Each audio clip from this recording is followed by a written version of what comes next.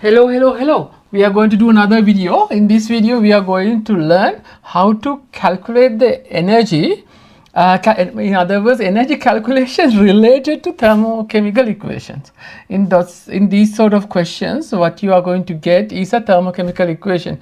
What is a thermochemical equation? It's a balanced chemical equation with the delta H value in it, right? Then they will give you that sort of a thermochemical equation, then they will ask you questions related to in terms of the moles of the reactant or in terms of the energy related to that thermochemical equation. Is that clear? So before we start looking at these questions, by the way, you can start doing these questions before I do it. Stop the video and see whether you can answer these questions. Then when I explain that, you can check your answers with me, or simply you can listen to my explanation, and you can do more questions later. Okay, but before we start doing that, it is important that we drill some of the core concept into our brain. So what are the core concepts that we need to drill? Firstly, what is a thermochemical equation? It's a balanced chemical equation with the delta H value. So what does it pretty much tell you? The chemical equation, balanced chemical equation, tells you exact proportion of the moles of the reactant and the product, right?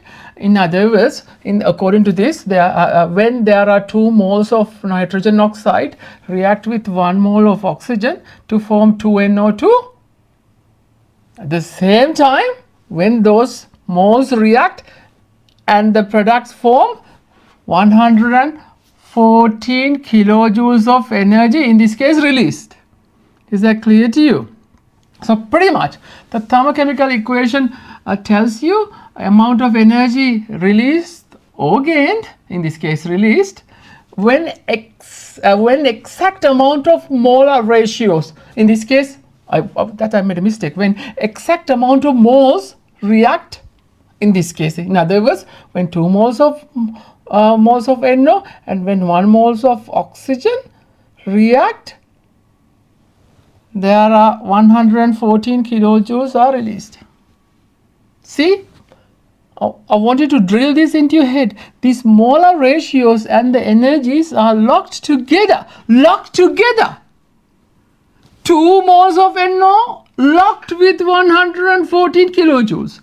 1 mole of oxygen locked with 114 kilojoules. At the same time, 2 moles of NO2 locked with 114 kilojoules. Okay, get this drilled into your head. The moles and the energies are locked together. So if you are changing the moles, energy should be changed accordingly. Is that clear? Right, you have to get that into your head.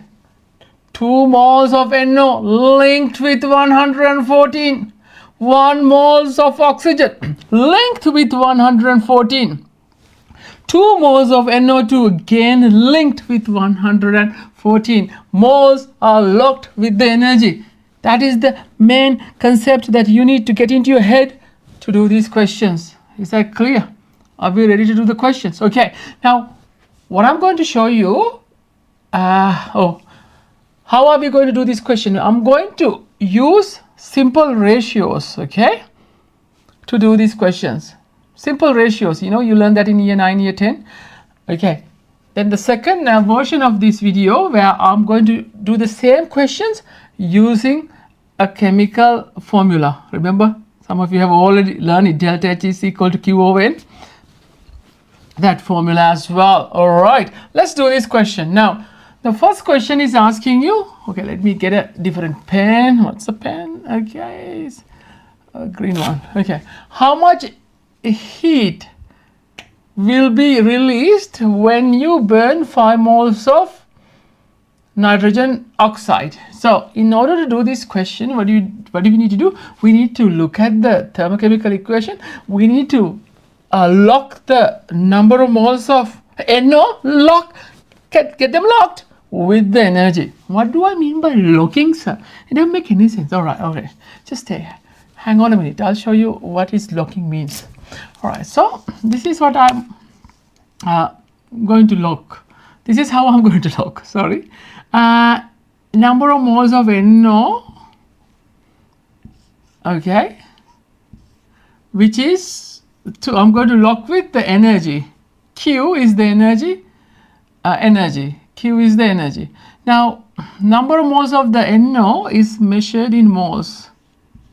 Okay, and Q is in kilojoules. All right, is that clear? So, okay, according to the thermochemical equation, as you can see, according to the thermochemical equation, okay, what are we going to do? We are going to lock the number of moles of NO with the energy. Okay, 2 moles of NO releasing or locked with 114 kilojoules. Now, okay, you don't have to put negative, but we know that it's going to get released. The question is asking you 5 moles. So what do I need to do? We say X. Look at that. X, then it's a matter of finding X. Now you can use simple you can use simple cross multiplication to do the, find the X value. In other words, 2 over 5 is equal to 114 over X, right? So the X is what? 2 times 114. Oh, bad, sir. It's not 2 times, 5 times. 5 times 114 divided by 2. So put that number into a calculator. Put that number into a calculator and get the answer. So pretty much you are multiplying 114 by 2.5. I'm going to calculate it. You can do it. But most importantly, you can work that out, but you need to work out what the units are. Look at that. X is in kilojoules. So the X value is going to be in kilojoules, right? That is how you do this question. So then you get the value. Simples. What are the steps you need to memorize? Lock the molar ratios with the energy and find the energy for unknown number of moles using simple ratio. Is that clear? I hope that is clear to you. All right, now question 1 is done. Okay, now do you want to try question 2 by yourself? It's a bit different to question 1. You want to stop and do it and see whether you can set up the molar ratios like that. In this case, energy with oxygen. The previous question, we locked the number of moles of NO with the energy. This time we need to lock it with the oxygen and the energy and do the rest. All right, okay. All right, let's try to do question 2 here. Okay, I'm going to do question 2 here. Question 2. So what are we going to lock? Okay, firstly, read the question. To generate 500 kilojoules, which is the energy, how many moles of oxygen needed? All right, then you need to look at the recipe. Recipe is the thermochemical equation. Then what do you need to do? You need to set up the molar ratio. Doing that, you have to lock the number of moles, in this case of oxygen, to the energy. So let's start locking. Locking happens like this. Number of moles of oxygen, it is in moles, okay, to energy Q in kilojoules, right?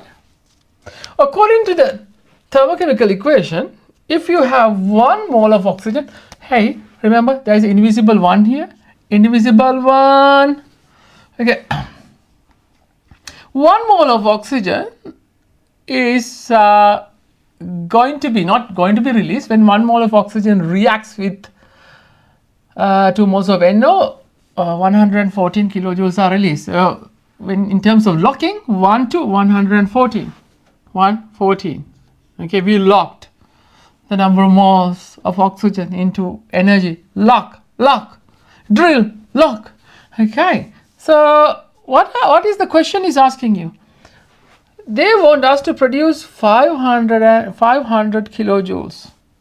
Then the X is here. Now, before we do the question, can you think the units of X? What? Moles, because look at that, X is on the mole side. All right. Okay, let's do this question now. 1 over X is going to be equal to 114 divided by 500. So what's the X value? X value is going to be 500 divided by 114. I haven't got a calculate. I haven't got that. I haven't got a calculator. Catch it.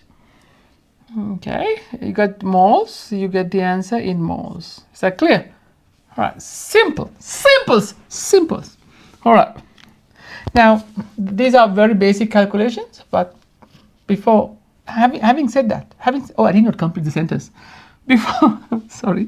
So these are basic calculations, but by doing this question, or trying to do this question, you need to get certain big concept into your head. What are the big concepts that we need to understand? Molar ratios, or moles in a thermochemical equation. Moles are linked to the energy, or to the delta H value. That's the main key concept that you need to get it drilled into your head. Again, in a thermochemical equation, molar ratios are, or moles are locked into the energy delta H. In this case, 2 locked into 114, 1 locked into 114, 2 again locked into 114. So these calculations we did based on that concept, the fact that moles are locked into the delta H value. Is that clear? All right. So what I would do in our next video, I will do the same question using, your teacher's favorite, that formula. Because you know what? Some teachers will tell you, don't use ratios. And if you ask them why, some teachers tell you, it doesn't look good. It doesn't look good. Stupid.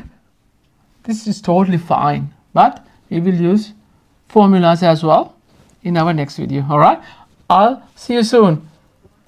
Thank you so much for loving chemistry. See you. Bye.